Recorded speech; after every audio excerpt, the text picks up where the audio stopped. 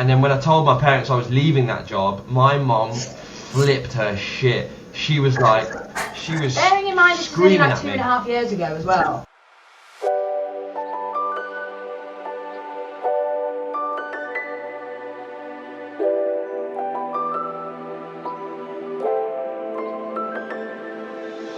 Welcome to the Zen Properties podcast, a podcast about building long-term wealth and cash-flowing businesses through real estate.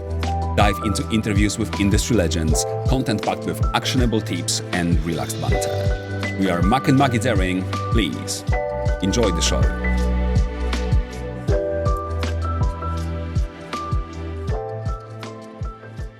Hi guys, hello, what's up? This is Maggie and Mac Daring from Zen Properties podcast. Thank you very much for tuning in again. We are extremely delighted to have you here. But today is not about us. We have super special guests. We have Ed and Lora from Hinkley Homes, and these are proper legends in the industry, finding, stacking, designing, delivering and maintaining tons of serviced accommodation and HMO across the UK.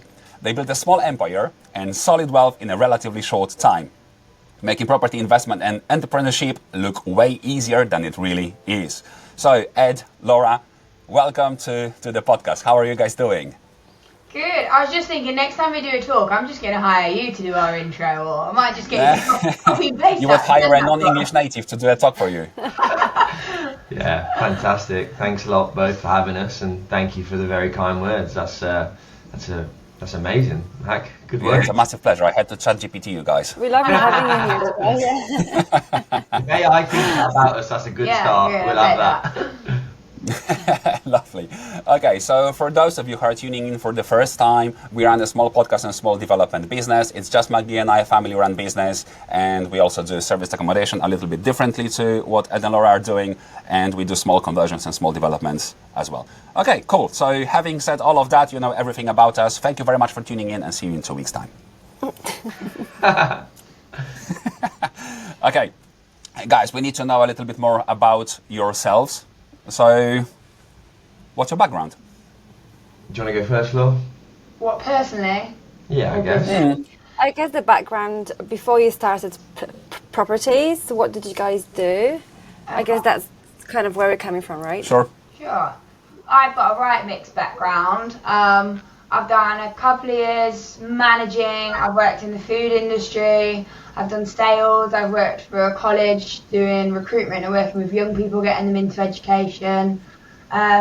Weirdly, everything I've kind of done, like the skills I've got from them, have actually suited really well what we do now. So I think it's given me a good background and shaped me. What kind of skills were like transferable? What did help you out? Was it like just people, like working with different kinds of characters? What was it? Of course. I think when I was really, when I was a lot younger as well, and all through my career, I've always worked like very hard in whatever my role is, and I've kind of always give like 120%, even though seeing people working with me just giving 80, like I didn't feel like that was really in me ever. I always just went above and beyond, and then pretty much every role I got, without sounding really flexy, I'd progress quite quickly in the company because I think they'd see that. So again, that was really nice for when I transitioned over to Ed, because it was like finally I wasn't giving 120 for somebody else. I was finally doing it for us. When I was quite young, as soon as I was 18, I was managing the pub I worked in, went from like waitress bar to management. So I've always kind of been very good at like organising stuff, chaos, managing people, seeing where there's kind of problems or where we're not making money or where we're not good, and kind of evaluating that. I think I had that very, very young, and then when I was 21, I managed a farm shop, so I started doing all the sales, all the marketing, promotions. I was looking at all the products. So again, slightly different in the food industry, but it slotted really well into this career where I'm like looking at something like that doesn't work. How can we change that? What's wrong with that? Is it the product? Is it the price? Is it the person? It sounds like you've picked up a lot of new things, and a lot of them at the same time, and also really young, right? To me, it sounds like a lot of new skills. Well, compared to you, everyone is young.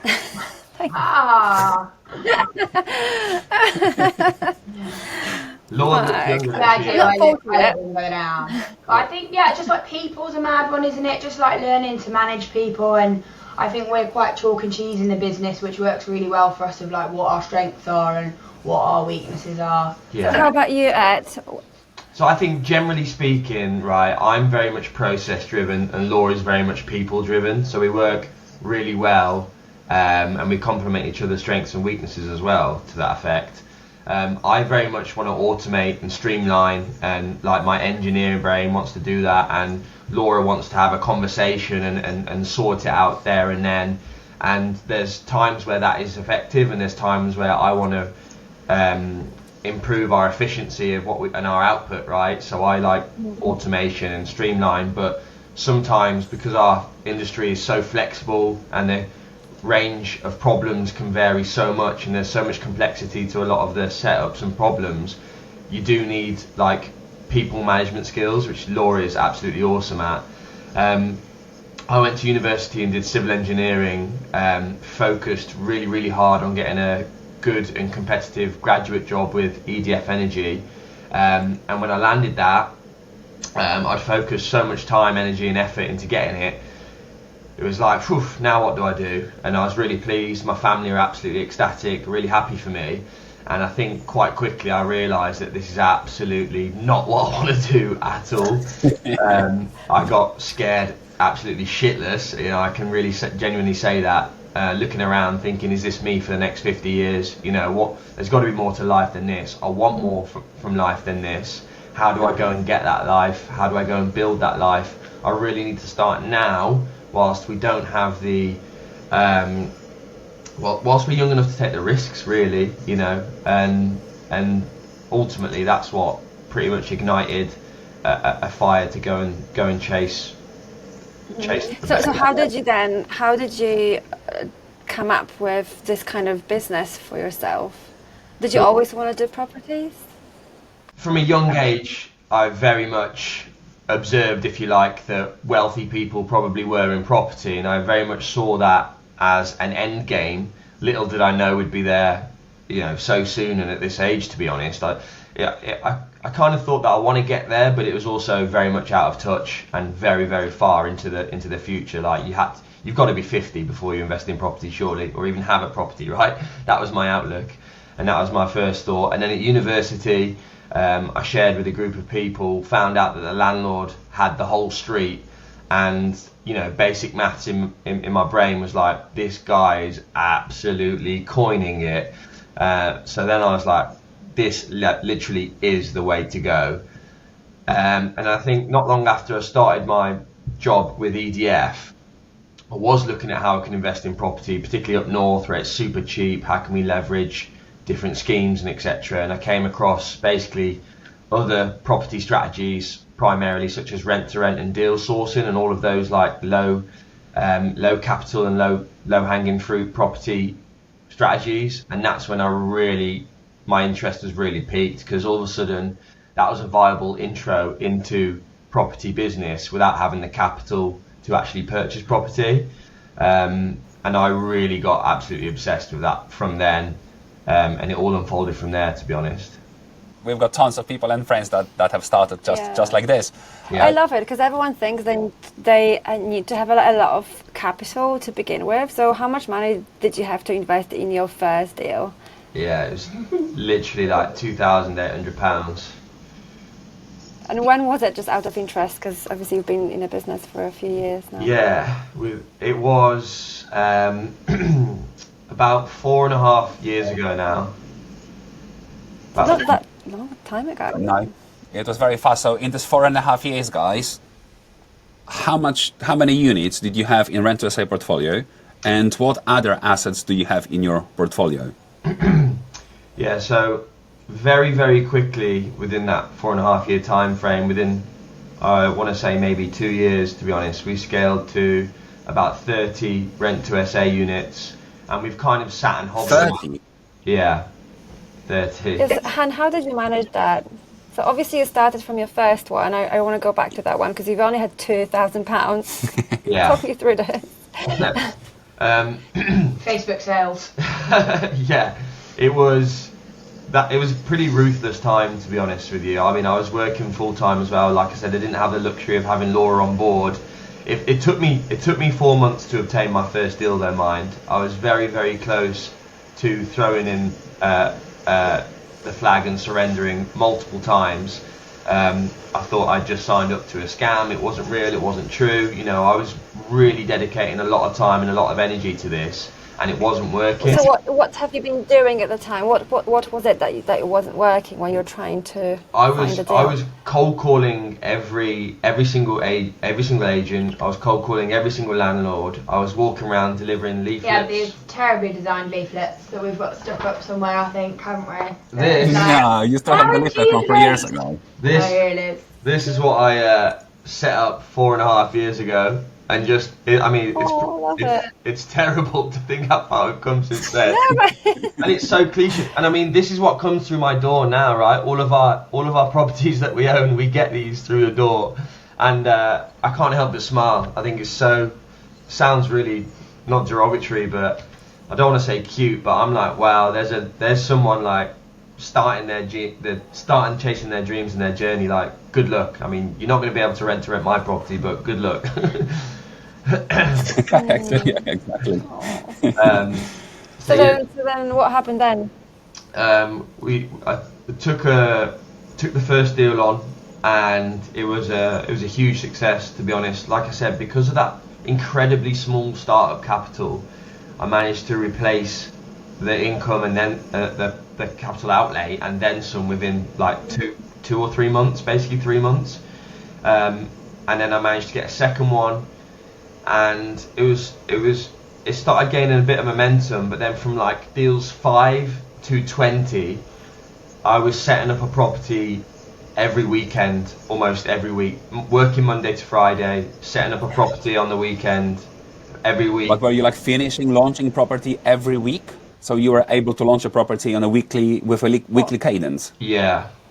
Hang on, let's take a step back here. This is just crazy.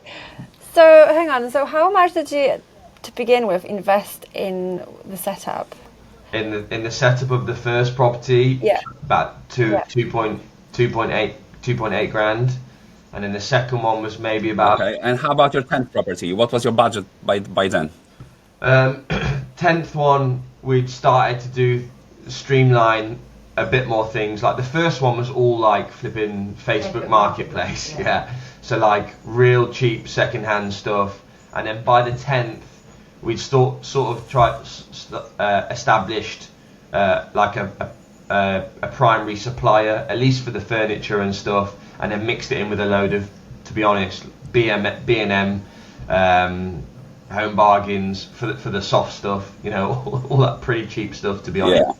So and then the large sofas, we're still trying to source them efficiently. If I could find one that was at a good price second hand, then I probably was doing that still at about 10 units. It was very just trying to be super resourceful and efficient as we can with. I mean, it still sounds quite mental to me. One property per week. Yeah, one property per week is mental. How big were they?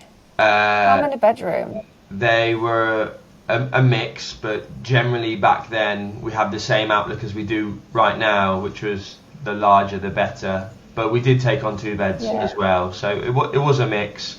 For example, the first property was a 2-bed at 2.8 grand. And did you employ anyone helping you out, like friends, or I mean, surely you couldn't be doing it all on your own. I tried to leverage people around me for sure. So I think, to be honest, when I first met Laura, it was probably about the 20th property that we set up, and Laura and a load of my friends, we all went up and I said, look, we're going to Liverpool, you can all stay the weekend. It was like Champions League final weekend as well or something. I was like, we can all stay the weekend and I'll put you up in accommodation, but you have to help me put all the beds and the furniture up. I think they were fuming as well. They thought we were going to like get there, empty the van, put a few beds on the bedding and like go out, and it was like 1 a.m. and they went to bed and me and you carried on and got up at 5 o'clock in the morning to go back to the shops and stuff, didn't it? And they were like, what is going on here? And we were like, oh no, we keep working till it's done. Yeah, those. Oh my God. So on Champions League weekend, you're setting up, furnishing, staging, preparing the property for professional photography, and you had your friends around. Were you drunk? I don't think we were. I'm sure we had a couple of beers. At 5 a.m. in the morning, Yeah. you mean? So at night after. I don't think we run quite a tight ship. We probably didn't let them have a drink, did we? If anyone was talking, we'd have been like, why aren't you screwing something? There's an Allen key, put a curtain up. Right. I mean, there was definitely drinks had, for sure. But we are quite militant, to say the least, when it comes to our setups. But only because we have to be, right? Because we're literally governed by the end timeline. And to be honest, on a lot of these, we already have like bookings in place as well, going in on Monday. So we really have to get things set up. On one of the earlier properties, I was really struggling. It was just me and my brother. It was a large property, and especially when I was doing the setups every weekend, I had a pipeline of setups, so I had to finish that setup on the weekend because I didn't have the time next weekend to be able to come back because I was setting up another property, and that was. But then you also need to. Sorry, but it's not just the setup physically, right? When did you have time to like then set up all the utilities and all the stuff behind the all the backends, like I don't know, like the channel manager and all the listings, all the pictures, post-production of pictures. Yeah. It sounds like you've had two projects almost like overlapping linen. At some point. Do you do your own linen or do you hire linen? We do our own linen in-house. So yeah, Okay. everything. Obviously, a lot of the back end stuff can be done remote though, so it really wasn't a concern for me. I'd be working Monday to Friday and down south, so I was working away, and then I would stay, ironically, for a lot of time in one of my own Airbnbs late through to the evening, doing all the back end systems. So Monday to Friday was pretty much just systems and back end stuff, and then Friday, Saturday, Sunday was setting up a new unit, and that was a large portion of growth, was very much like that, and it was crazy. I couldn't do it again. I really love the power and motivation and like being so hardcore and razor focused. That's probably where you are, why you are where you are now, right? And I also think the timing was important because back then, that was what, 2021? Yeah. Roughly? Was Yeah. that? I feel like the timing was also, I think you've managed to do it. You've had like, because obviously it's getting harder and harder now, right? That's what I she think said. you've managed to sort of catch the last sort of wave of, like having that good time for the market to be quite good for the contractors. I think It's still alright, but Right. competition is quite massive now. Yeah, isn't it? because I think back then the competition was obviously high, but maybe not as high as now. So I think that you've still managed. Because we were also saying, what a shame we didn't start doing it a few years back. Yeah.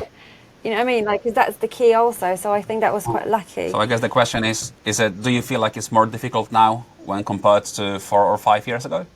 Yeah, definitely. I mean, there's a few factors at play, right? So first of all, post-COVID, it was quite a lot easier, and even during COVID, to have those conversations with landlords who might be who might be amenable for sort of a company-let agreement, right?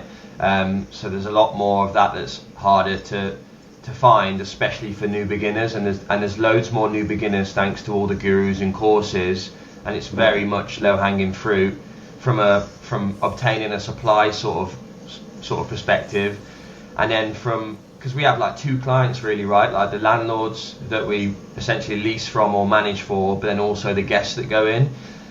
But then also, yeah, a lot of capital has been put into service accommodation industries, setting up very good units, and they're happier to obtain a lower ROI and lower yield, but still great ROI and great yield, but not ones that we were used to.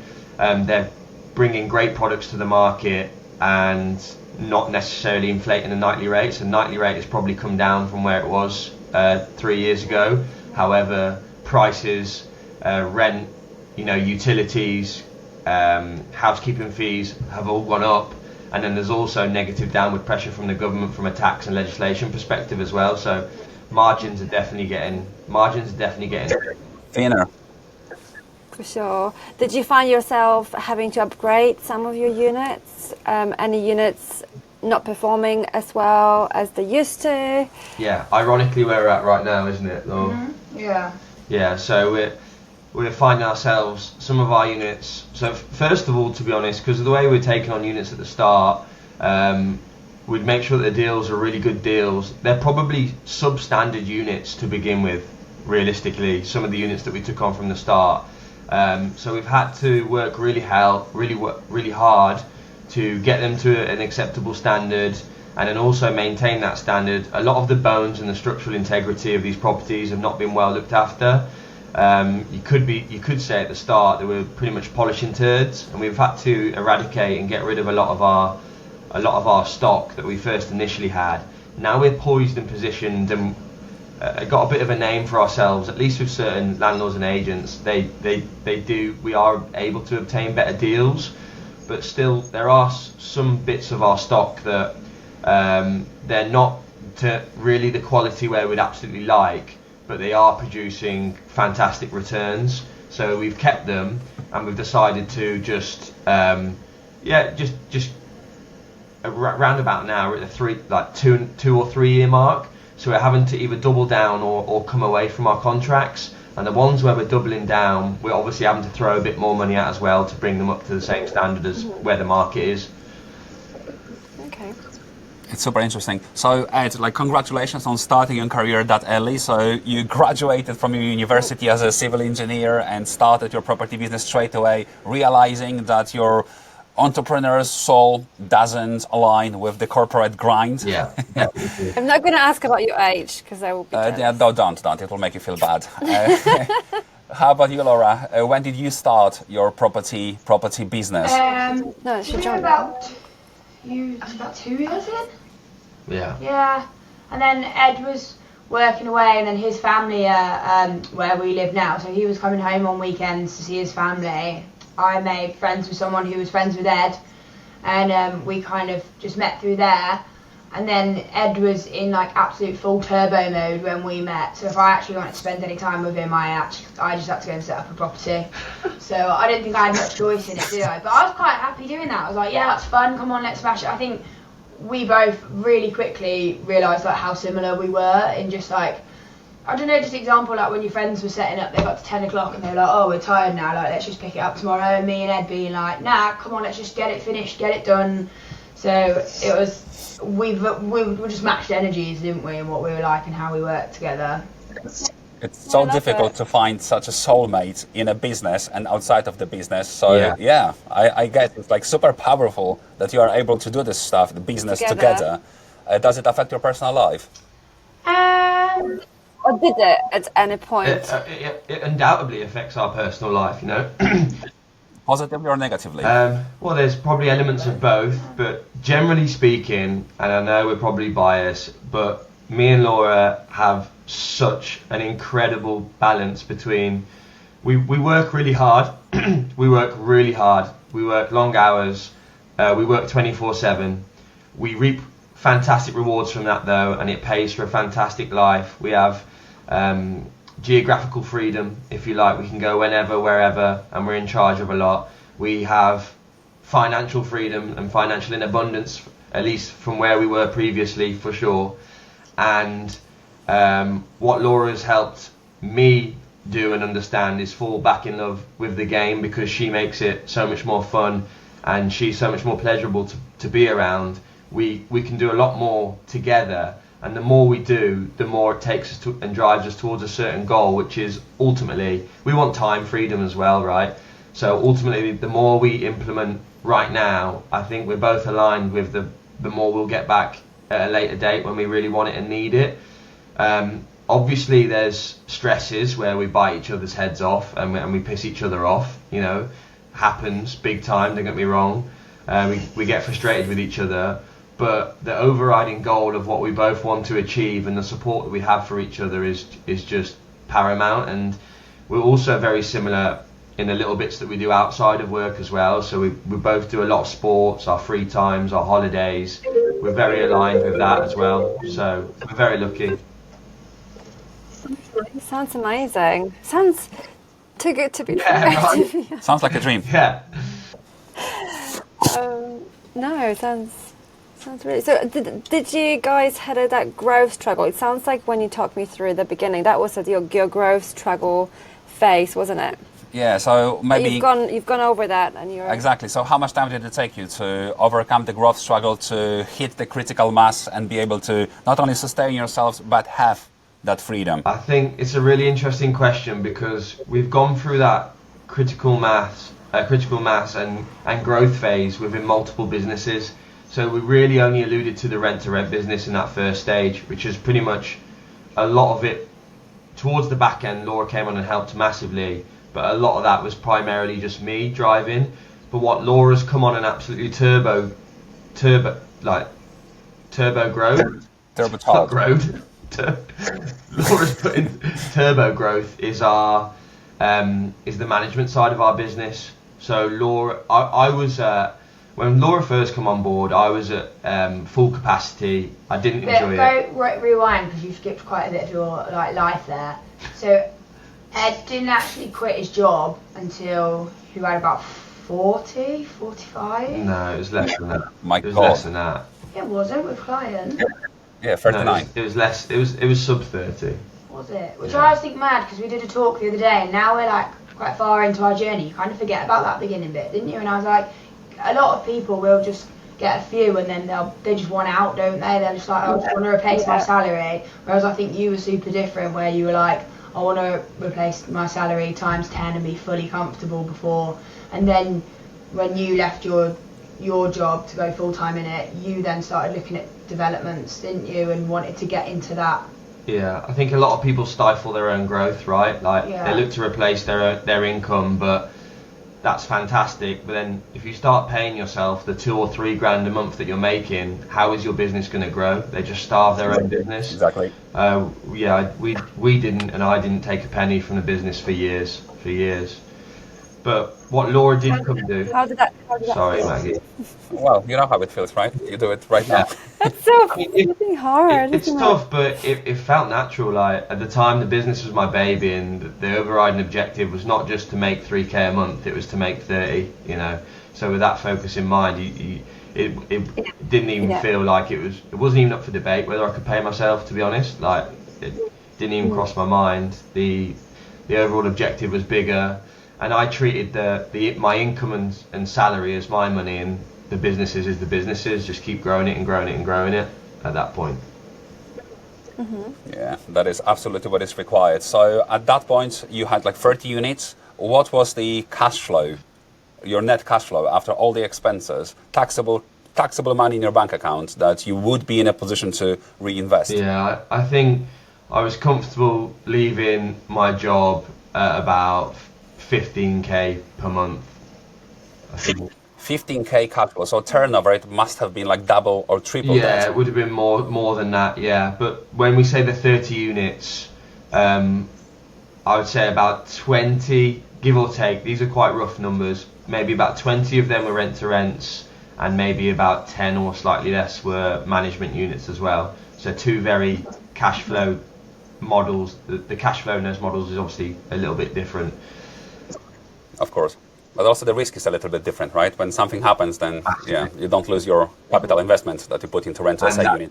So guys, so you have like 30 at this point, 30 rent-to-SA units, or 20 plus like several managed service accommodation units where you manage them for someone else. Mm-hmm. How do you do that? At this point, do you have someone helping you out, or is it just the two of you at this point? At this point is just when Laura's starting to come on board, really. Laura's starting to get involved. I'm absolutely swamped, and we leveraged the frig out of all our systems that is available to us, all autonomy, and also one VA as well, who's working fantastically for us, really hard, really efficiently, and a great output as well.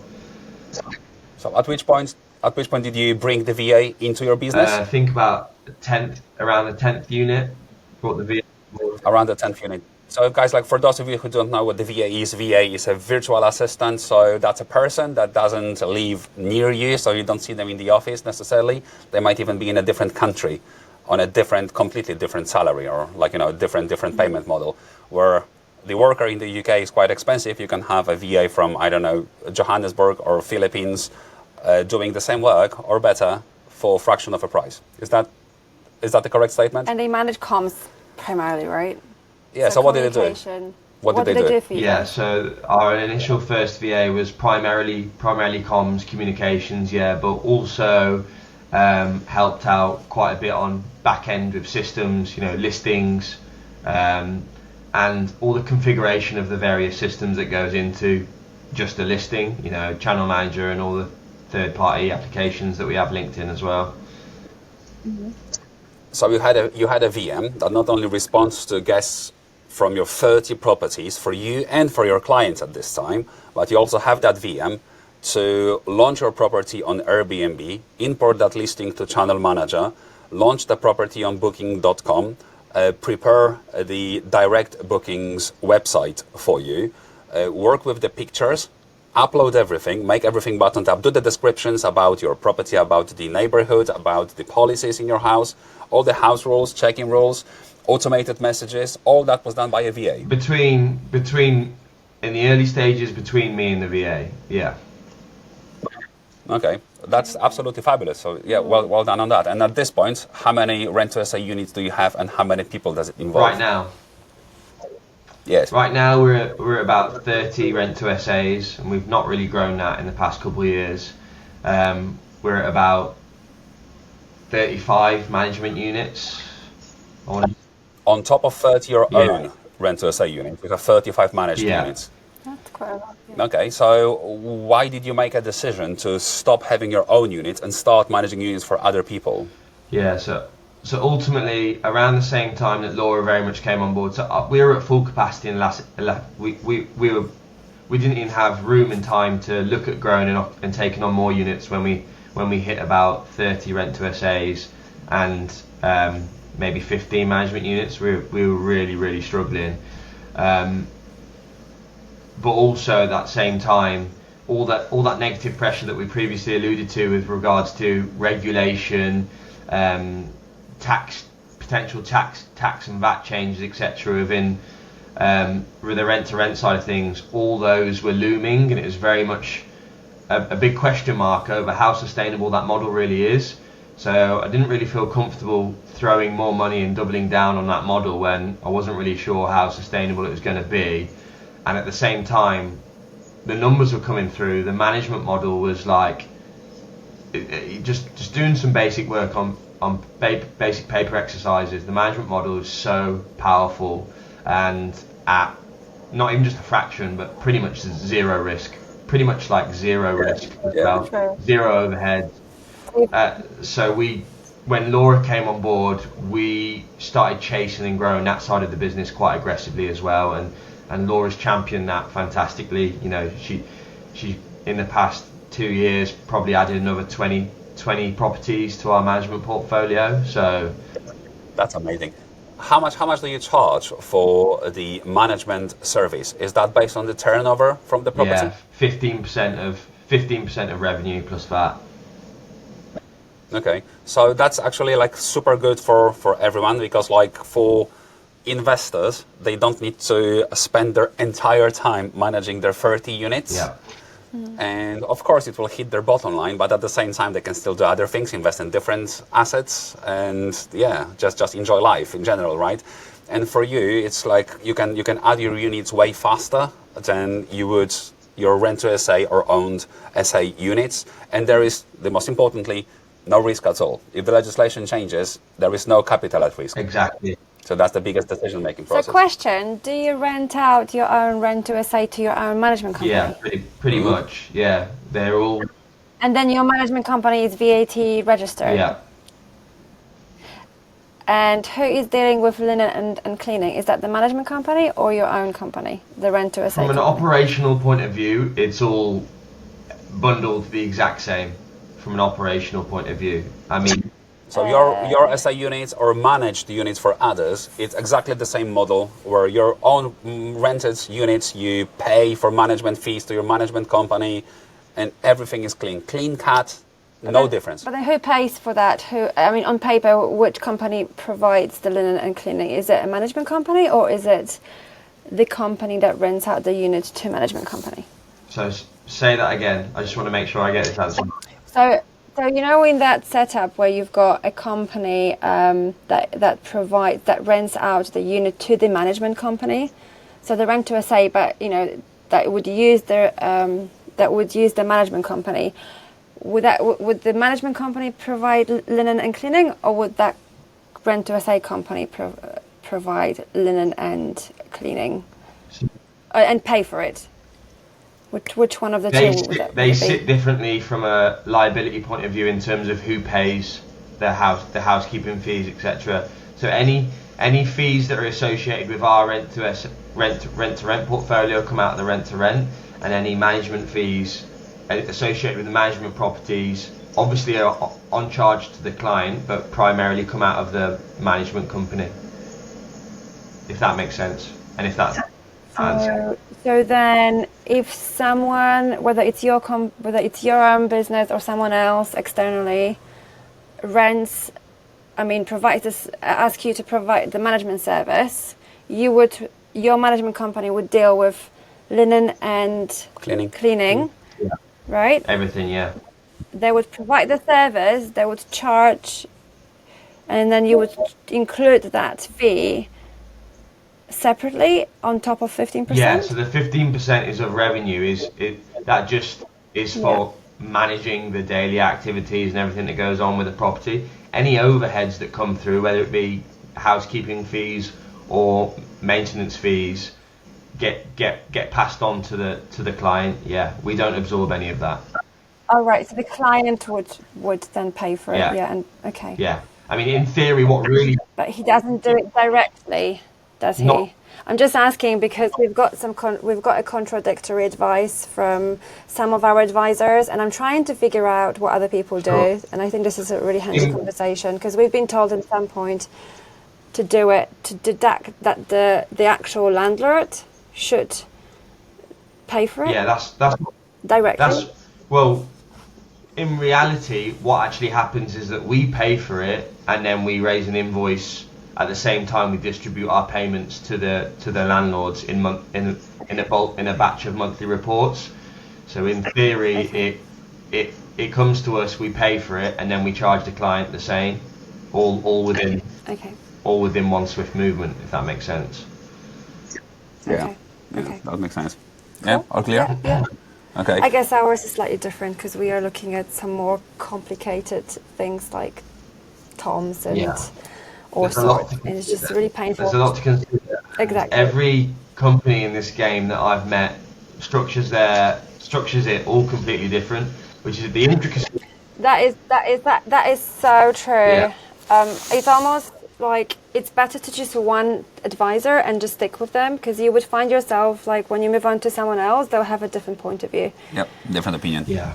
The intricacies are vast. It's very complex. On the surface, it seems like quite a simple model, but the nitty gritty bits are, you can take you in all sorts of directions, and then if you go one route, it affects the other further up the chain, and there's a lot to consider. Yeah, but basically, guys, like from our perspective, where we run the high-end serviced accommodation, which takes us like between 4 to 6 months to launch a single unit, where it costs us not 2.8k, but it costs us like 70k to launch a single unit. So it's a vastly different model. But then the turnover is also massive. Like every single unit breaks the VAT threshold. Yeah. Every single one, even the smallest ones, they are over the VAT straight away. And the monthly turnover is quite high. But the maintenance of these units, rents in like Zone 1 London and stuff, they are extremely high, through the roof as well. So the margin is quite thin. If we were doing what you are doing and register VAT and get 15%, then we are probably working for free, pretty much. There is no margin left in it. This small margin is still quite substantial in high-end serviced accommodation, but it's so small percentage-wise that adding VAT completely wipes out the profit for us. So we have to be even more careful and a little bit more creative when it comes to structuring the VAT and the structure of the companies that we run. Yeah. Obviously, there's a big hoo-ha, not just at the moment, but when it first came about. The VAT within the rent service accommodation model is quite literally business breaking. We've been very fortunate that we didn't intentionally run with this model because of the VAT, but where we found ourselves is a lot of our A lot of our stays fall under long stay and therefore a reduced tax. So we're very fortunate with that. We didn't have that in mind when we started, but it's definitely been a huge benefit of the success that we're having as of late. This episode is brought to you by Zen Properties, delivering high-performing UK property projects with a proven track record. We offer private investors between 11 to 15% annual returns, fully assets-backed, and with all legal costs on us. And if you'd like your business featured here, we also offer podcast sponsorship slots. So get in touch to learn more or find us on zenproperties.uk.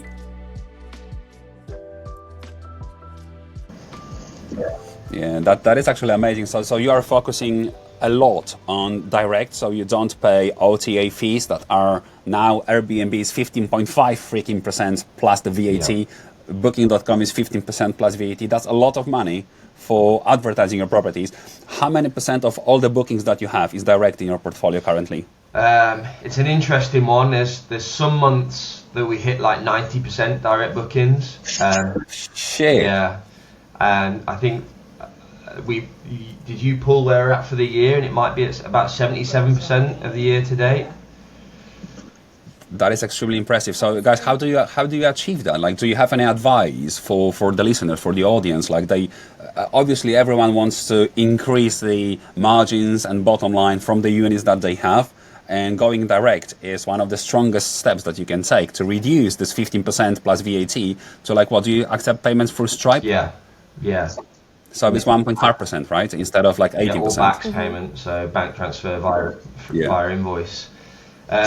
So how do you guys find your companies to rent your properties to? Yeah, so the biggest and best advice I can give, unfortunately might not help many people, but this is just the reality of how it's worked for us, is first of all, we've really focused on, instead of finding the companies, providing a service and becoming big enough, and that's the important caveat, is becoming big enough for them to come to you every time. And when I say direct bookings as well, I think we need to be very honest and transparent here. They're not necessarily direct bookings direct to the end consumer or user. There's a lot of fulfillment agencies, like middlemen in between. They get implemented onto our system and come through as direct bookings, but really they're agencies who are taking a skim off the top as well. They work with like larger corporations, might be like Amazon or big firms who don't want to be dealing with the accommodation supply side of things, so they go to an agency. What's really helped us is building up those relationships with those agencies, and what's helped us build those relationships with them agencies is having the available stock. So becoming bigger therefore meant that we were solving a lot of people's problems. You know, I think the biggest issue is people have like 1, 2, 3 units and they want to start appealing contractors, but you're not very appealing for a group to come to if they want 20, 30 people to stay. You know, so we have like 6 houses that go up, 6 5-bed houses and 6-bed houses that go to one particular group. That's, from an administrative burden, very easy for them to handle because they've got one point of contact. And it's also just a quick conversation where they can just say, have you got this? Yes, we've got that. Maybe jig a few properties around, we'll make it happen. Whereas their success rate of going out to people who have got 1, 2, 3, or just other people on the market direct saying, have you got 30 bedrooms from next week or from in 2 weeks time? They're going to say no like 99% of the time. So our growth is what has got us to is what really the changing point was.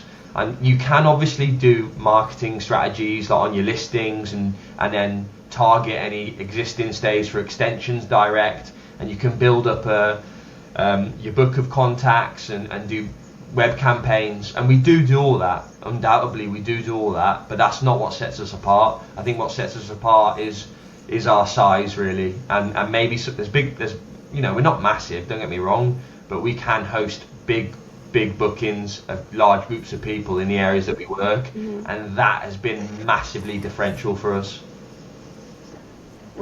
And what area are you operate in? Did you focus on one, or did you sort of spread your portfolio? Yeah, we're all over. So we've got some in Birmingham, we've got a large amount of stock in Liverpool, handful in Manchester, some down south. We're in Bristol. So yeah, nowhere near anywhere where we live. Yeah. Like That's interesting. So you are targeting like the mid-north region of the UK. Yeah. So these are like lower yielding regions of the UK where the prices are not as high as in the south, but the setup costs are the same, right? Yeah. Rents are similar. Yeah, it's really interesting you say that. Lower yielding which actually plays into our benefit, right? Because they're lower yielding, typically the rent is a lot less. So for our rent to SA model, we're renting out an asset. Our rent is very cheap as well. So on most properties. Give us an example, right? Like let's say Manchester or Birmingham city centre. How much do you pay for, I don't know, like 2-bedroom apartment that is a decent quality? Yeah, apartment? it varies anywhere between. I think Manchester's has gone a bit more expensive. You could be at like £1,200. Birmingham you could be as well. So expensive, man. But in Liverpool, how many bedrooms? In Liverpool we have like 4 and 5 beds at around £1,000 a month, which is crazy.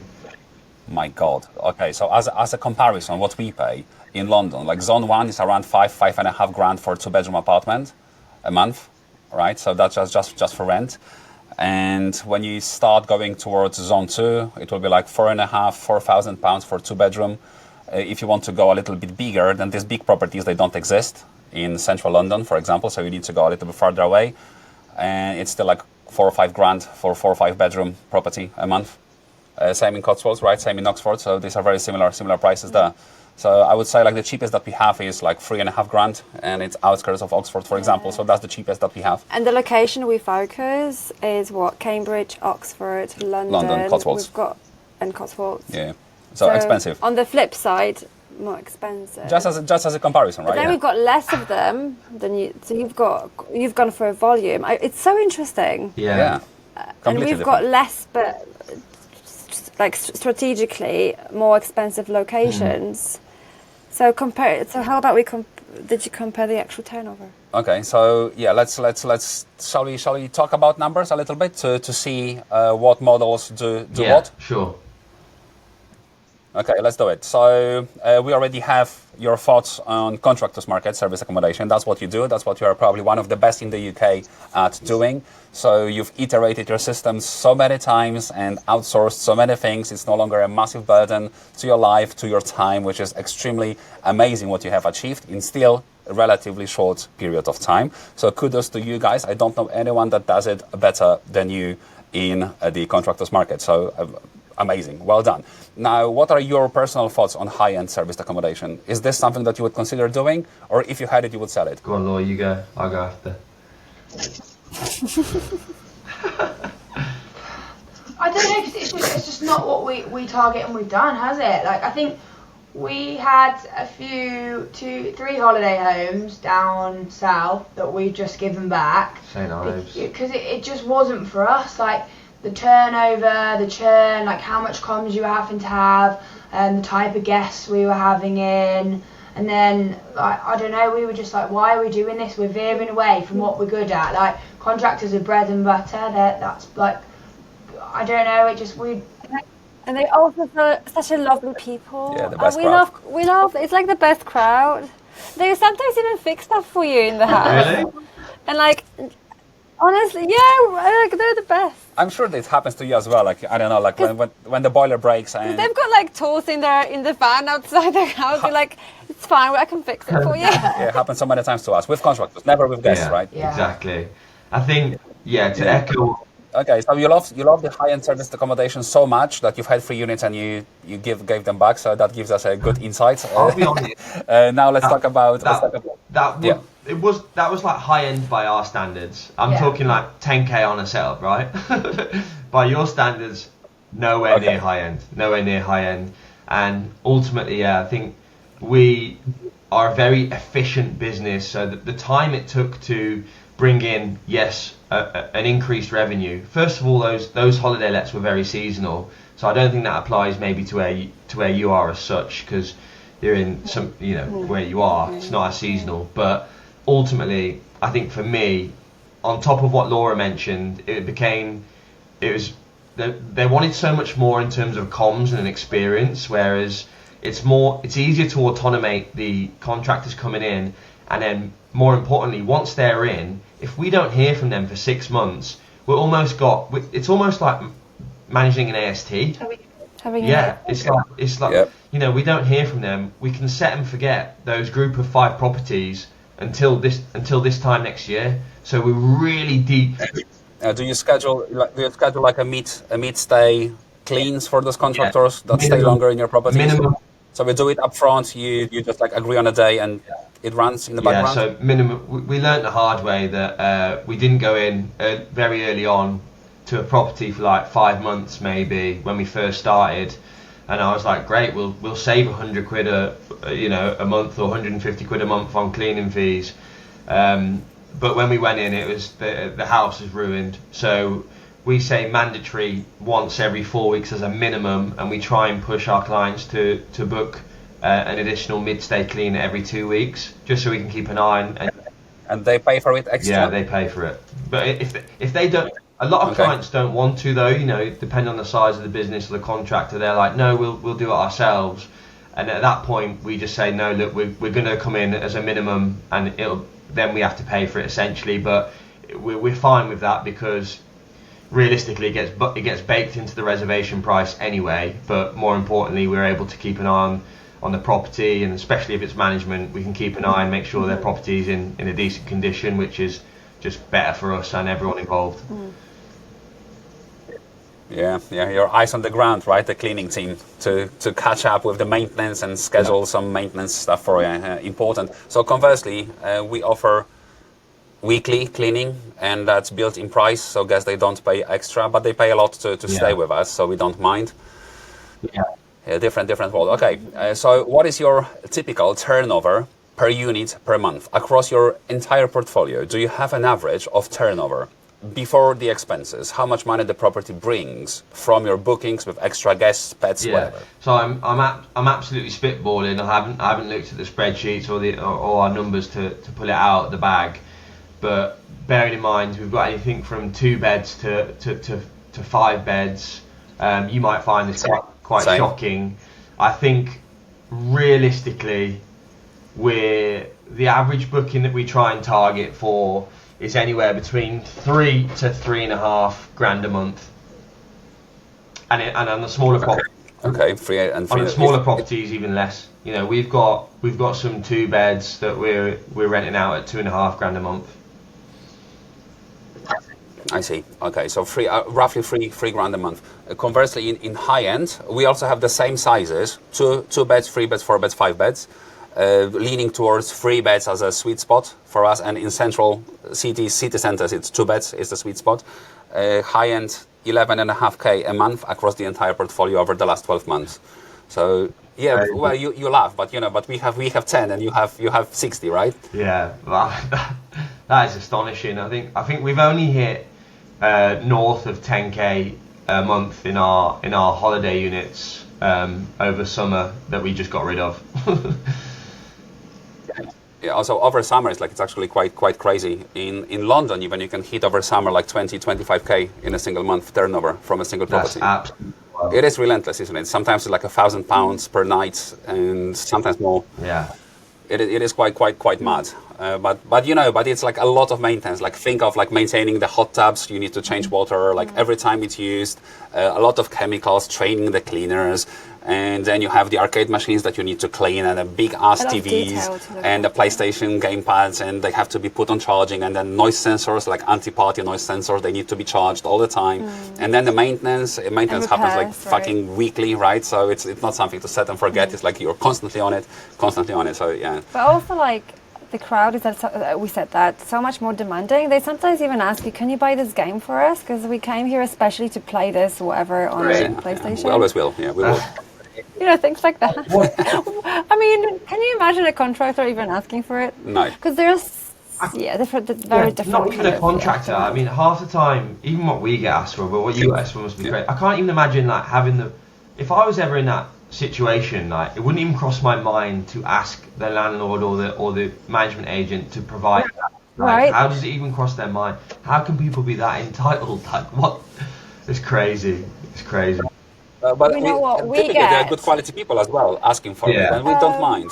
Well, I was shocked actually. You were? Because I'm with you, Ed. Like, I would never even come up with this kind of idea to even message. I wouldn't even get into the hassle of But it is fair play. messaging Like someone. we have people like wealthy teenagers from Saudi Arabia that's what I coming mean. That's over a for key word a there. tournament in FIFA 26 that just like came out like 2 days ago, and you have to purchase pre-release for £89, for example, right? So they can play it next week. So that happens very often, to be honest. It's not like one-off. We It's get a lot often. of wealthy teenagers, spoiled teenagers from like Chinese, Arabian. Yeah, all China is the over. cleanest in the world, though, so it's like it's all right. Okay, so now we established.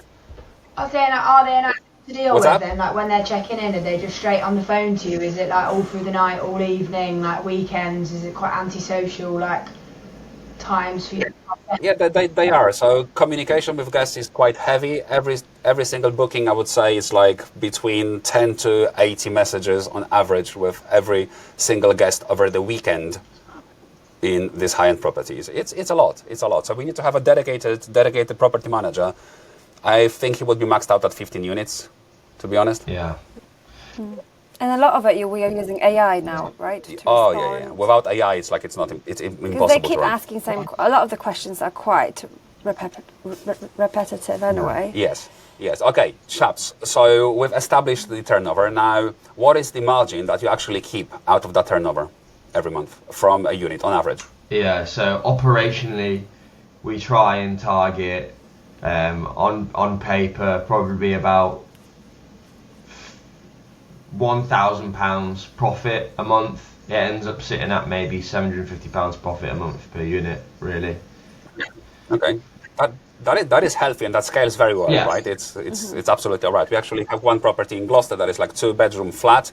It's our only contractors accommodation, and it's exactly that. Like between 750, I think on average over the last 2 years it was £980 profit across the entire year.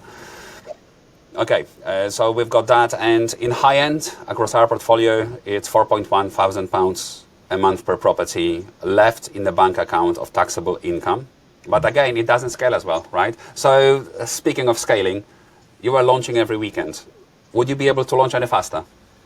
Well, if we did what we did Maybe with then a team. now, right? yeah, even just with Laura and without a job, that was probably the only reason why I wasn't scaling faster. As I was on my own, but with Laura, that would have been turboed. Yeah, sure, it would have been a lot faster, and then without work requirements as well, it would have been a lot easier. So I mean, I know we scaled super fast, but theoretically, it would have definitely been possible to scale faster. So with the two of you, you would be in a position to launch 2 units a week. Absolutely. Shit. With some help as well. Yeah, that's crazy. Okay, so for us, it takes roughly 3 to 4 months on average. But for example, last unit, Oxford, it was like full reconfiguration where we converted the sheet hall with 3 bedrooms, 1 bathroom, Indian style property to 4 bedrooms, 2.5 bathrooms, and games room dedicated with gazebo decking and a hot tub, and that took us 7 months. Yeah. But then what's involved in the process is different. So we've got a lot. So we often attract our lenders by saying, actually, we've got a team in place. We can help you like redo your property a little bit. We add on A little bit. So it's like architects are involved, building regulations is involved, like, proper interior design is involved, and full reconfiguration, new plumbing, new electrics, everything. It's basically like changing the property from a sheet hall that is worth like 700k to a high-end property that could be used as residential, no problem at all, and it's like worth like 1.1 million now. So it's almost they've got this product manager that works for them for free, and they've got the property being redone, into a very high standard. And it's not just property; it's not just the project manager. We contribute 50% of renovation costs for the landlord. So as in speaking about how demanding the current market is. Right, you kind of need to become a bit more creative, and this is what we kind of did. Yes. In a way, and it does the job when it's not abused too much. So we kind of have to be careful with some landlords because they think that, and sometimes they think they can abuse the. They're pushing the boundaries. They're pushing the boundaries. But obviously, you have to. Hats off to you guys, because I'd figured as much, right? Just based on how it must be working. But that is so clever, the way you've angled yourselves in your position in a market that's incredibly tough to be heard. You've made sure that you're not just being heard, but you're delivering like an absolute. You're delivering so much value, like something to them. Delivering so much value that it's impossible for them not to take you seriously and not consider you as an option. So it's really interesting and really clever. And I mean, at first, I've been keeping an eye on you guys as well, what you're doing, because one, it's incredibly interesting, but two, I mean, my jaw just dropped at some of the stuff you were first doing. You've got to be some of the first people, if not the first and only people, to be doing this in this market. So it's so unique, so clever, and almost inspiring. I mean, it's not for me, but it's so interesting to see how you guys are working it. And I know behind the scenes, the intricacies of that model must be so detailed and so to the point that it's really, I appreciate it, what you guys are doing. It is crazy. Cool. Yeah, there's a lot of work involved for sure. So it's pretty much you're doing the full development for someone else to get the Rent2SA into your portfolio, which seems a little bit crazy. I mean, hence we also have to streamline where we can. Hence the same sort of design. I say the same, but it cannot always be exact. Yeah. Exactly the same as the previous property, because every property has got a different layout. So you think you've got it streamlined, but then you still need to spend quite a few hours on, adjusting. Yeah, and modern properties are different to traditional properties as well, so it's completely different bathroom styles and stuff like this. Okay, cool. So we've got this established. We've talked about the high-end turnover versus contractors turnover, the profits, and how fast you can launch the units. So you can grow probably 20 times faster, and it compounds very, very fast in comparison. So I actually feel like while our approach is very profitable and very good, it's high risk. If you build your team and your systems, and we start today from scratch, and we both have £50,000 in our bank accounts, and we make it a race, you would win, I think. Probably. I think when it comes to the bottom line. Probably right, but you might have that elasticity to grow that business a lot bigger than us maybe as well. And I mean, ultimately, what prohibits you guys from growth? Is it just because you could, if you had, is it capital or more people? Could you take on more units? So people know, not necessarily.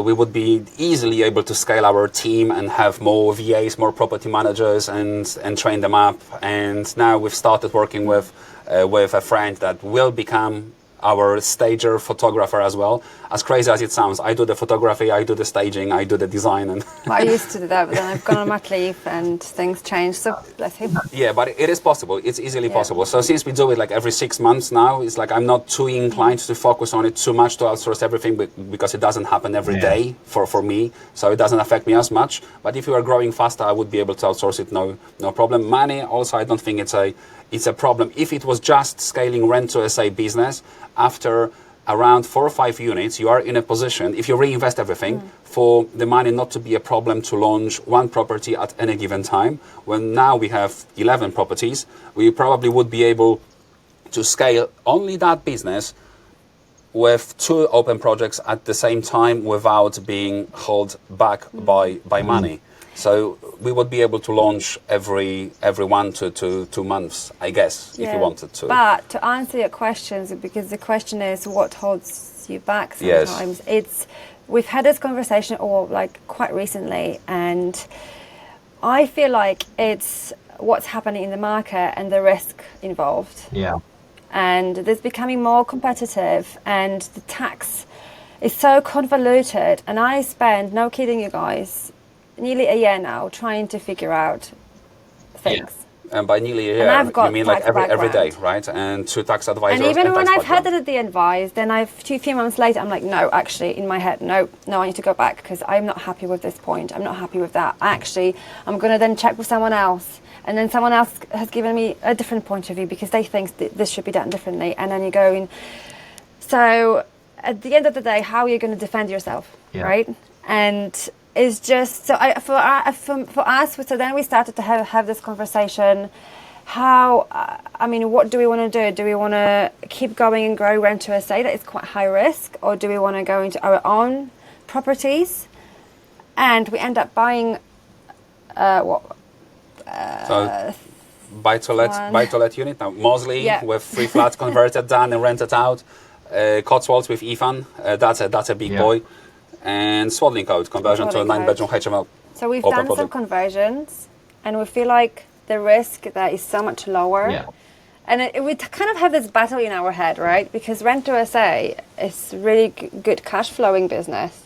What do? Do you keep growing it and then you just, or do you play it safe? Take that risk on board? What do you guys do? Such a good what do you guys flow. do? Do you still focus I know the answer to this question, but for the audience, do you focus only on Rent to SA or managing other people's properties, or do you have what's your own happening assets as well? in your heads currently with everything that is happening, like the government wise? What do you grow? Service or wealth? So we're quite similar to your situation, I think, where we were growing like our SAs and going, right, this is a mad cash cow, but we're making but it can't be this forever. Like, we've got to kind of branch out, and what else do we do? And that's when kind of Ed went look for more something down more the secure. development line. We have and ahed with our SA portfolio, haven't we? Like, what we're going to do with that, but it just does so well at the moment. It's a no-brainer for us to keep doing and growing that. Because, like, in theory, right, I said to Mac, look, if we were not to buy this property that we bought in Cotswolds or this other one, and if we just stopped, we would have so much cash on our hands, right? But it's not secure. But also you can lose it overnight with you can legislation lose it change. overnight. What do you do? So I guess the equity is ultimately the end goal that is going to take you a longer time. With Cotswolds, you have a massive serviced accommodation, but then you can convert it to not a serviced accommodation. You can sell it, you can AST it, it's like whatever. It's like it's safe. With your Mosley, the profit is not crazy. The monthly profit is as good as two nights from London property. As a comparison from 3 flats, you've been there, right? Like in the open day, whatever it was called, cool. site tour. But it's safe, isn't it? Yeah. Like the equity grows. You have legislation that that tells you like what do you need to do to serve an AST. What are the options for the landlords? Pretty much zero now. What are the options for the tenant? Yeah, they have all the rights. So there is still like some element of risk, but this risk is better managed with insurance, rent insurance, and stuff like that. Yeah. So I guess like we'll be focusing more on development and less on rented serviced accommodation. Purchased serviced accommodation and development is what we are planning to do more. But if we have like a super good deal on serviced accommodation, like a Zone 1 Central London, like that is not too high on rent and it's a prime location and it has a rooftop for a hot tub overlooking the city, I would still take it. And that's Would you do the same? It's exactly the same approach as what we're doing. So, I mean, just looking at what we've done really speaks for itself in terms of where we currently sit in our outlook. We haven't really took on another Rent to SA unit in the past 2 years, but I think about 3 months ago we did take one on. We got offered a good deal and it made sense, and then we've just had a block of 4 apartments agreed as well that we're taking on. But they're good deals, and let's not forget, like, we're not deploying as much capital as you guys either. So for us to take them on, we're exposing ourselves to, maybe in the first deal a few £1,000s, and then what we're going to do with it ongoing is not so much of a risk.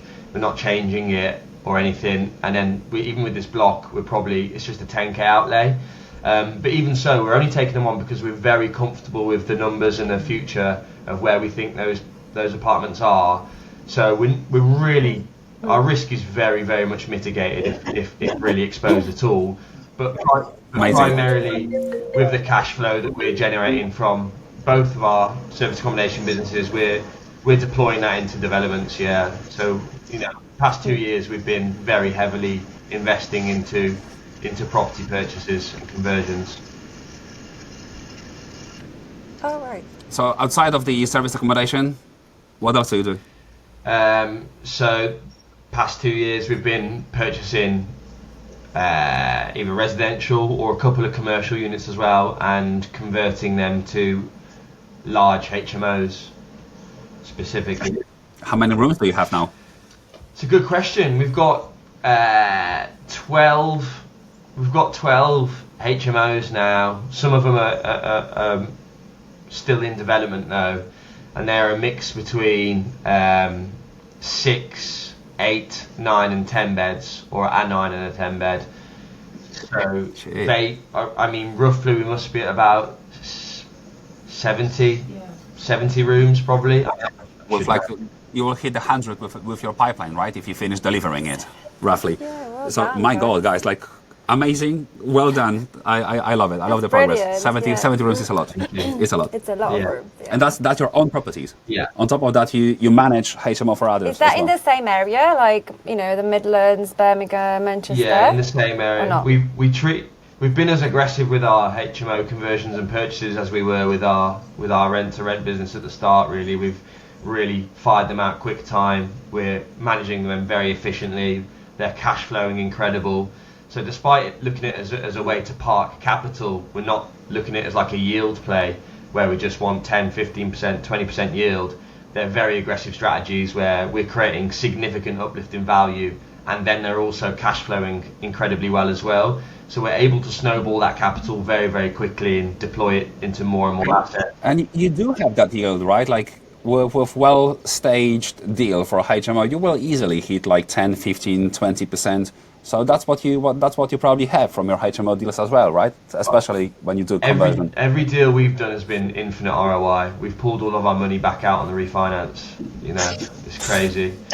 That's amazing. That's incredible. That just shows your skill and proper experience in the field. So it's not only like you need to know the legislation, but you need to have like a great team of builders to make it happen, and great team of architect, planning consultant, right? And you need to have your systems and your maintenance and your management team in place. Everything needs to be like, you know, buttoned up to the highest standard in order for you to be able to go no money left in, especially in today's difficult market. Imagine if you were doing it 10 years ago. Yeah. You would be making money on every single deal you do. Yeah, exactly. It's a tough market, and we've been able to do really, really well. And like you said, there's a lot that goes into it. There's a lot of ducks you've got to get in a row, so to speak, for sure. But when it's done well, it's incredible and life changing. You know, we're living proof, and I'm sure what you guys are doing is literally the exact same thing. So It's pretty much the same, but down in the south. So again, we will be scaling slower and having more expensive HMOs and not as many. So we'll probably have the same discussion. Like, let us launch the first HMO in a pipeline and have another podcast about HMO with you guys. How about that? Definitely, we should do that. Well, we've got one in the pipeline right now. Well, Yeah. But it's gonna change. So we'll have another one soon-ish, I hope. Okay, so with this, guys, like, you're absolutely killing it. I feel like you're a good few years ahead. And do you think it would be possible for anyone to achieve what you've achieved faster? Yeah, it's definitely possible, for sure. I guess when you achieve what have we achieved, whether people excel past us with what in terms of financial gain, you know, it's a tough question to answer. They won't exactly, no one would probably take our exact specific route, so it's hard to compare really. But we've done things fast, very fast. That's for sure. There's probably people out there who might be doing more and even faster as well. We don't know, you know. But it's hard to compare yourselves to others. Really, we've kind of just had our heads down in our own lane. We like seeing what other people are up to take inspiration and take ideas from that.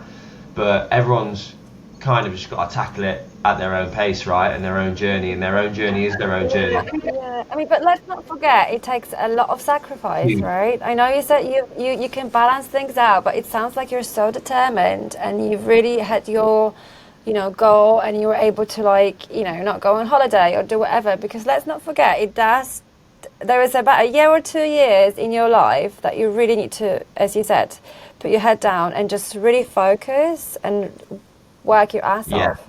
Right? And we touched on it before. And you've done it. You know, like, really kids is a big thing. I'm obviously not saying you can't do it with kids, but we're relatively fortunate, if that's the right word, to be tackling this, you know, us versus the world and us versus the business without any without anything not holding us back, but you know, we can do whatever we want. We can implement and we can be very flexible with our time and very aggressive. And that's fucking cheating. That is a cheat. That is a little bit of a cheat. Yeah. A lot of mental capacity there. But still, you know, there are many people out there without kids who did not achieve the same thing. So I think, heads down to you guys. Yeah, absolutely. Well, let's face it, like, most people are lazy as fuck. So, yeah. I feel like to be that determined and to really raise a focus, and I'm not talking about a week or two or a few months, you know, it takes years. Yeah. It's just, sometimes it's easy to lose your sight. Definitely. You know, it's easy to get distracted and get caught in a rut and not know what your focus and not know what your end goal is really. And then you can even get so obsessed on, for example, just wanting to get a deal to feel like you're being proactive and efficient. And then I see people take on a bad deal, which is really just going to set them back. You know, it's not great. But I like to say, like, if you either work hard, smart or fast, you're probably going to do all right. And if you can do 2 out of the 3 of those things, you're going to do good. And then I like to think that we're doing all 3, you know, we're working hard, we're working smart, and we're working fast, so we're really able to speed up our results. Exactly. I feel like we'll need to have another discussion like this about growing your business, scaling your business, developing your assets and stuff like that, even before we hit the HMO topic. So let's take it offline. Okay, so a few questions before we wrap up. What is your biggest fuck up that you have done so far?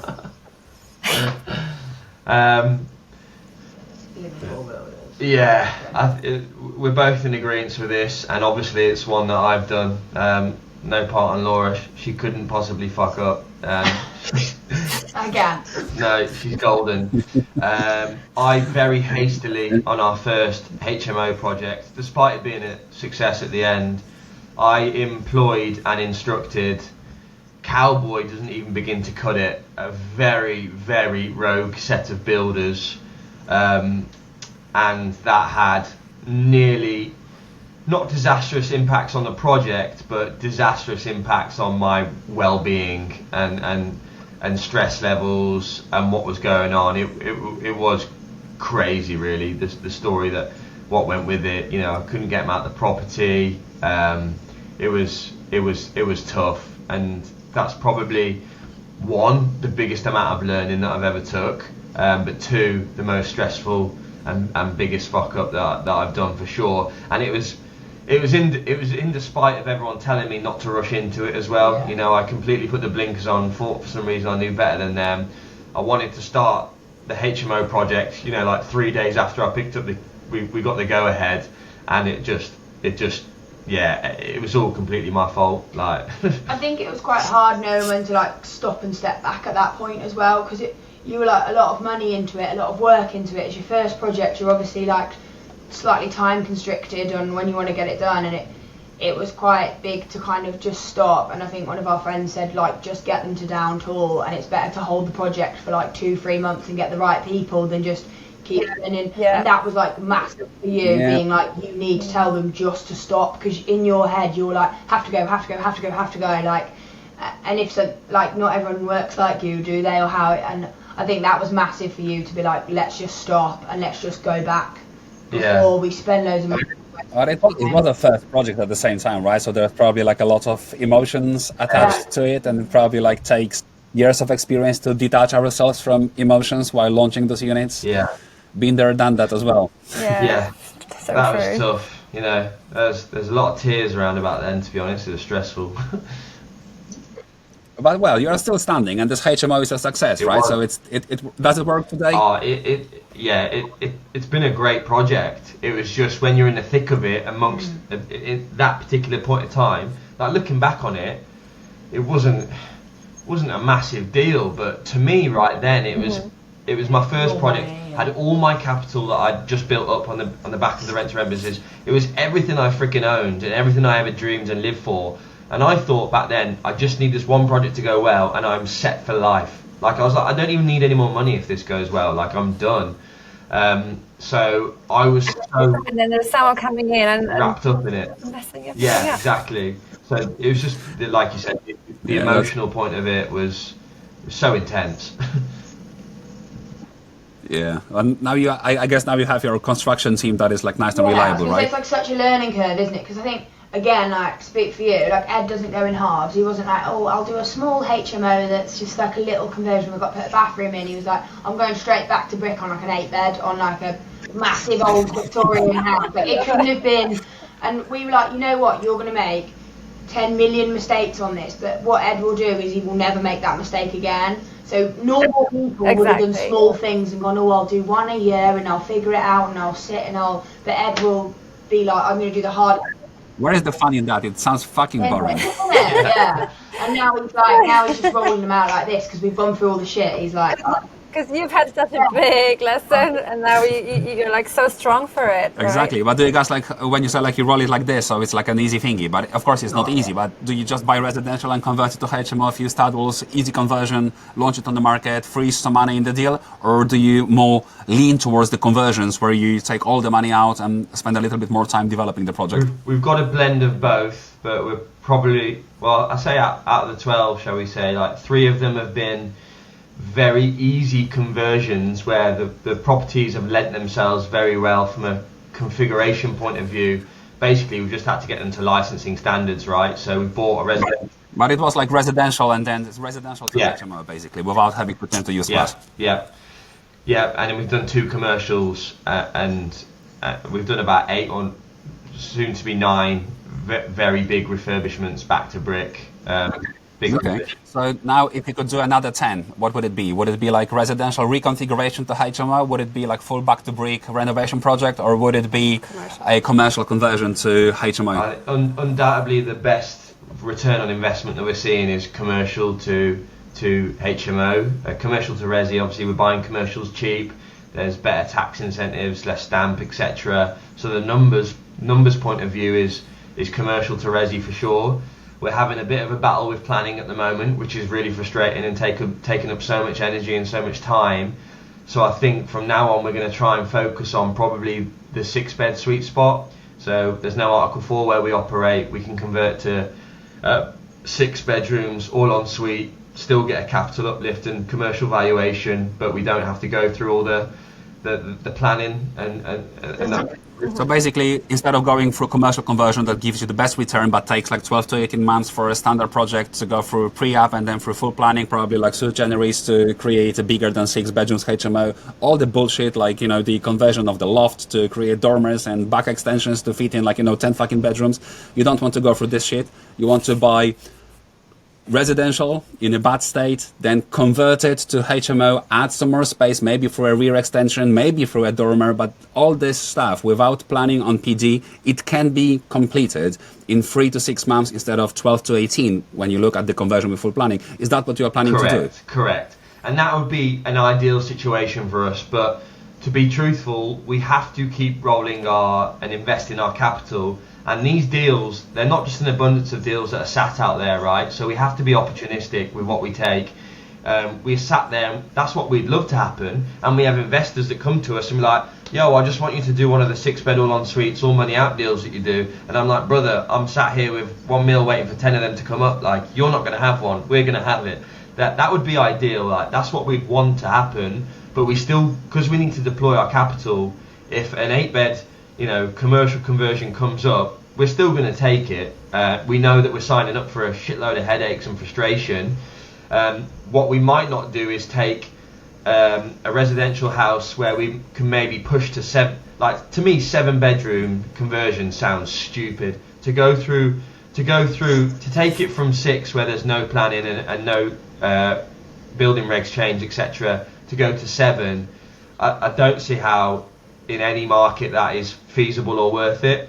8 you can make it work, but even now I'm thinking, you know what, with the 8s, unless we're buying it incredibly cheap, what we're kind of doing right now really on the later projects is we're building out like an 8 or a 9, we're putting it in for 6 straight away, and then waiting to get the additional uplift after. But we're doing all our deals. Okay, so you secure your secure version of exit strategy, where worst case scenario you have 6 with no planning, and then you pursue planning to see if you can add more uplift, add more value to the project. And only if it works at 6 will we take it. Fabulous. So even if it's 6, it's still profitable for you. It's still a decent and quick-ish deal. So if you have a rejection on planning that you think it will be difficult to overcome, you just deliver 6 bedrooms and call it a day. Correct. Fabulous. Amazing. Okay, cool. So let's not dive too deep into that. I think we need to have another podcast to discuss just that shit. It's super interesting to listen to you guys like on that, because like I think like our minds are aligned and our listeners would benefit a lot from these conversations. Few more questions then. What is your biggest success in your business? Oof. Probably the award we just got. You reckon? Yeah. I don't know, there's different... An award...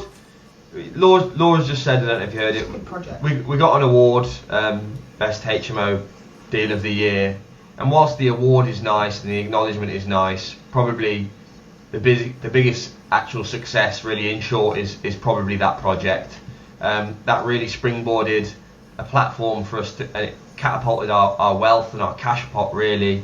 The numbers on it were so staggering, and we did it in such a way that like we did a presentation like 2 days ago, and I think to put it bluntly, at one point me and Laura were on a camel in Marrakesh, and my watch pinged through and we had 490k payout from the refinance, and we have no banks, no mortgages, no lending finance, no investor finance. So that comes into our bank. How refreshing. And I'm just like, I turn around, show Laura, I said I nearly fell off the freaking camel, but I was like, okay, now we're in what I would call like big boy territory where we can deploy that capital big time and we can go and do bigger things. So that deal for us was monumental, for sure.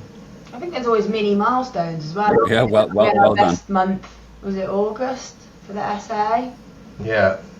And then, like, I don't know, now when we're picking up units, we turn them around in a day and it's like pretty stress-filled. Like, for me, I'm like, that's another mad turnaround, isn't it? Just a little mini thing that isn't huge and monetary, but it's like, oh, we've just got stuff so on lock now that it's...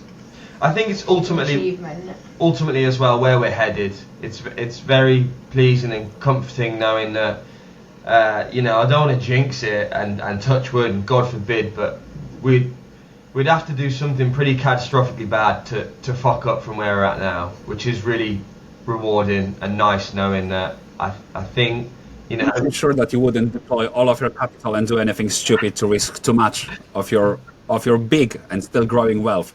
So yeah, you're probably set for life now, which is a great situation to be. I guess you would be able to retire today if you wanted to. Yeah, I think so. I mean, we probably mentally couldn't, but from a financial point of view, I think we could, yeah. How old are you? 30. I'm 34. Oh, you're killing me. I had to ask. We're like 10 years. Yeah, no, you smashed it. Well done. Well done on making the decision to start growing your own wealth and focusing on your own business instead of being like a fucking bottom feeder on a corporate ladder. Yeah. So yeah, well done. Well done. That's out of the question. I know this has been like a very long one, but where did that mentality come from? Was your family encouraging it always? What was the mentality? What kind of mentality did you grow up in? Yeah, I think you should meet his mum. Like in terms of like how to earn your money. Me and Law are both aligned on the fact that we're quite interested in. We don't come from hardship for sure, but we both fought a lot to have what we had growing up, and we were very hardworking, and we've both just got it in us in terms of our core makeup and character.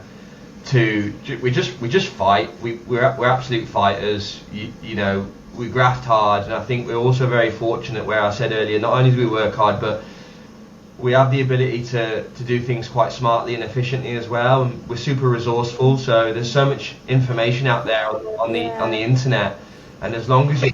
But you know what? I often feel like the environment you grow up in almost like injects this blockage in your brain, or it does the opposite, at the back of your brain, that it's almost like you don't even explore any alternatives because you're like in this rat race and you're like, there's nothing else out there.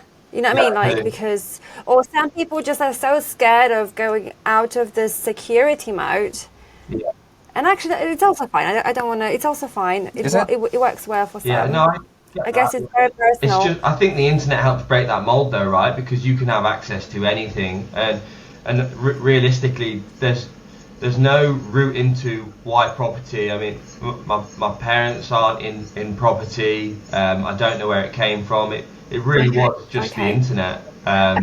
Okay, so I guess you've had that. I guess I'm trying to figure out, because obviously you're so much younger than us and we're kind of older, but we've had a bit of a different environment around us as well that was sort of maybe holding us back a tiny bit.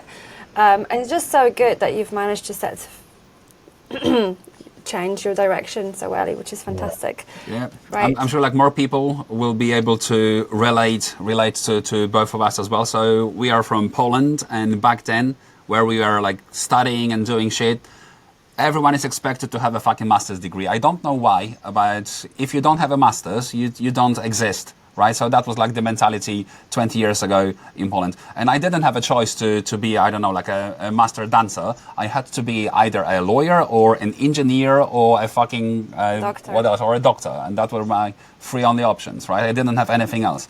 I really liked music, I liked art, I always was an entrepreneur, but never had this fucking option. It was always like killed because you need to study. If you don't finish your university, then you're a dickhead.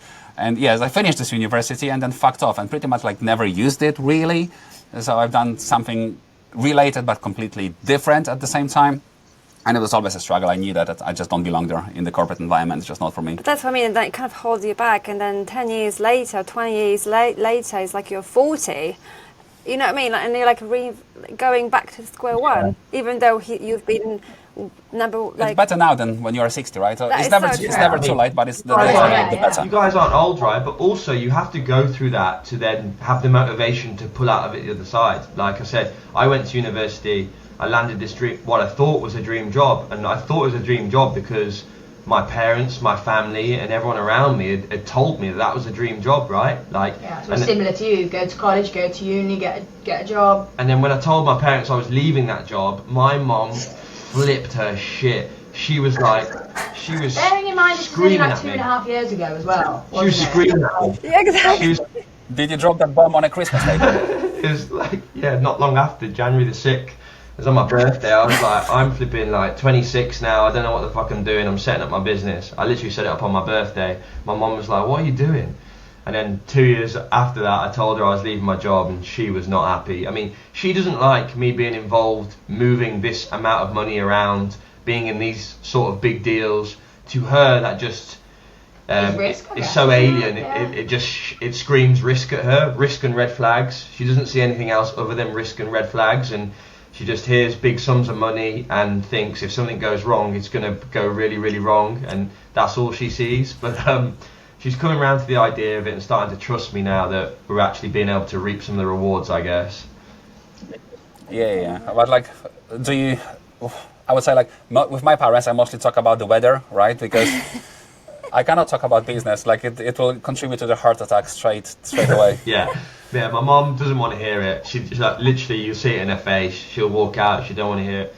My dad's very inquisitive and yeah, likes to understand how things work and what's going on. And they both, obviously, I say they both, and Laura's parents, have a vested interest in how well we're doing and how we are within the business, as long as we're okay. And if we ever needed their help, then they would. But my mom doesn't want to hear it for sure.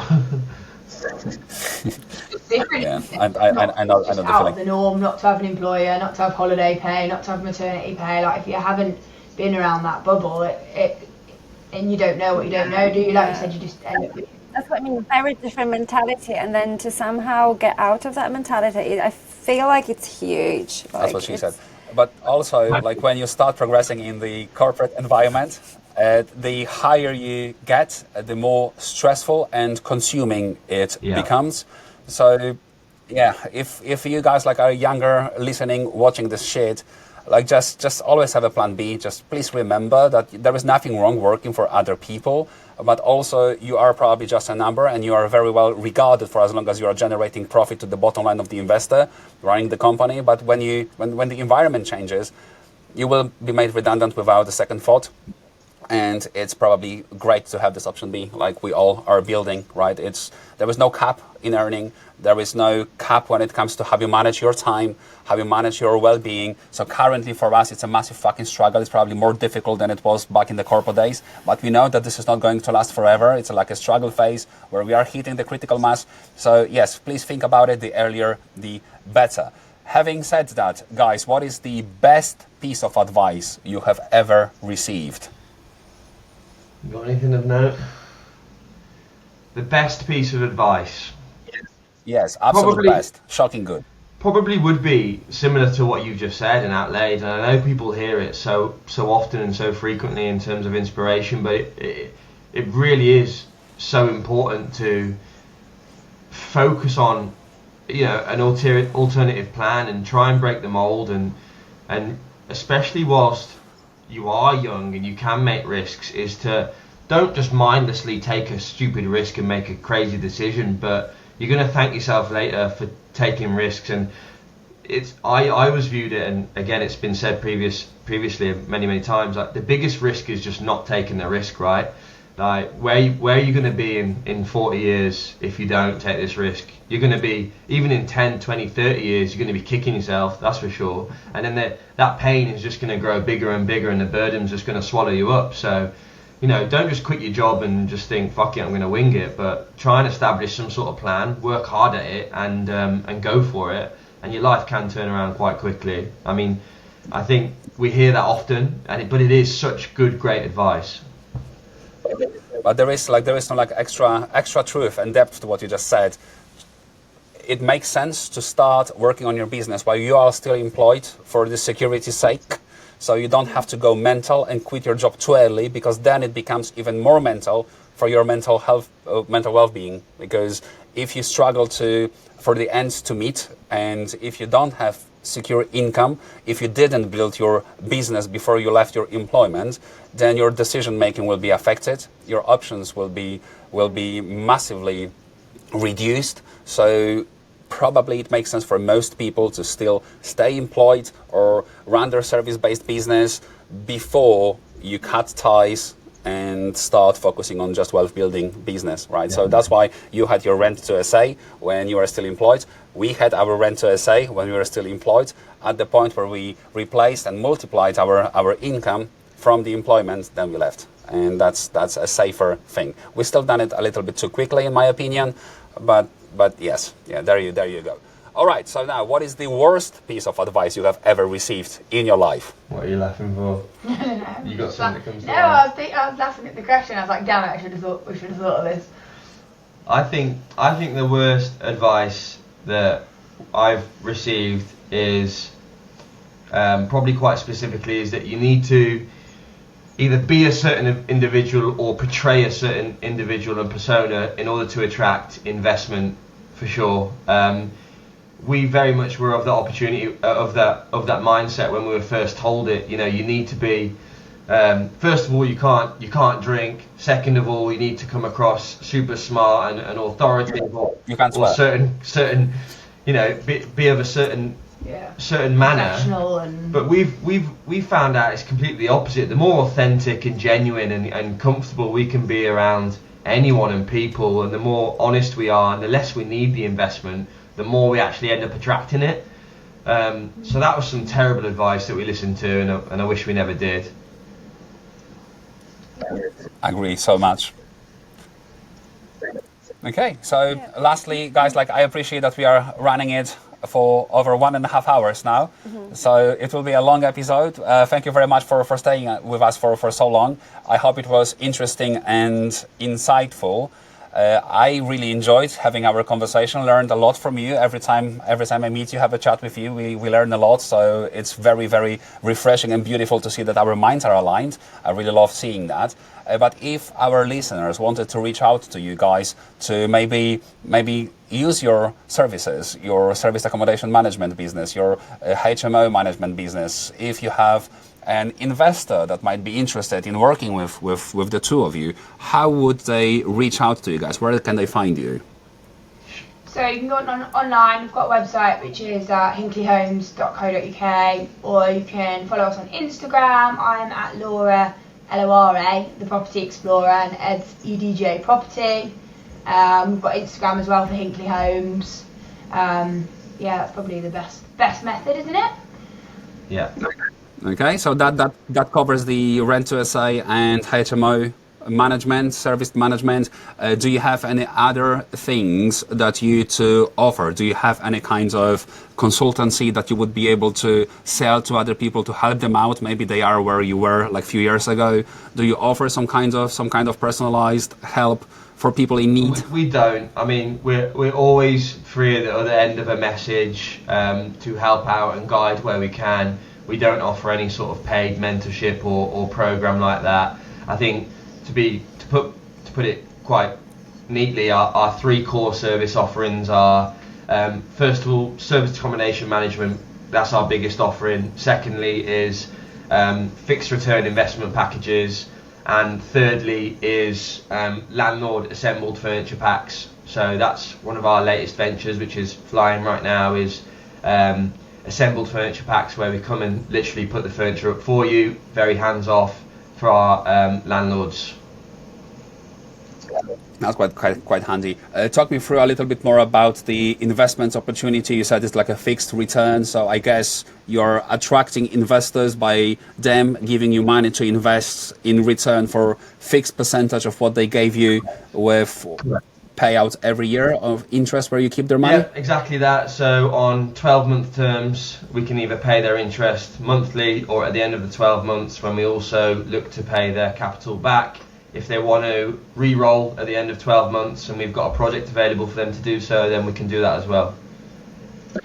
Okay, so the cash injection is not per se project related. You're always looking for investors. If someone wants to invest with you, they can knock at your door and give you their money. Yeah, we're obviously scaling up volume, so we're always taking on stacks of investment of some sort. It probably is linked to a project our side, but it wouldn't be tied to a project from a contractual point of view. It would just be 12-month rolling, yeah. Mm-hmm. Beautiful. Fabulous. So there you have it. You know how to reach Ed and Lora. Guys, thank you very much for your time one more time. And I hope that we will do it more often. Most importantly, we need to have a pint. Definitely. No, thank you so much for having us, guys. I mean, likewise, we are definitely very aligned on our outlooks and business approach. So we really enjoy just speaking with you guys. So thanks so much for having us. Always a pleasure. Thank you, guys, and have a lovely, lovely day. Bye. Bye. Bye.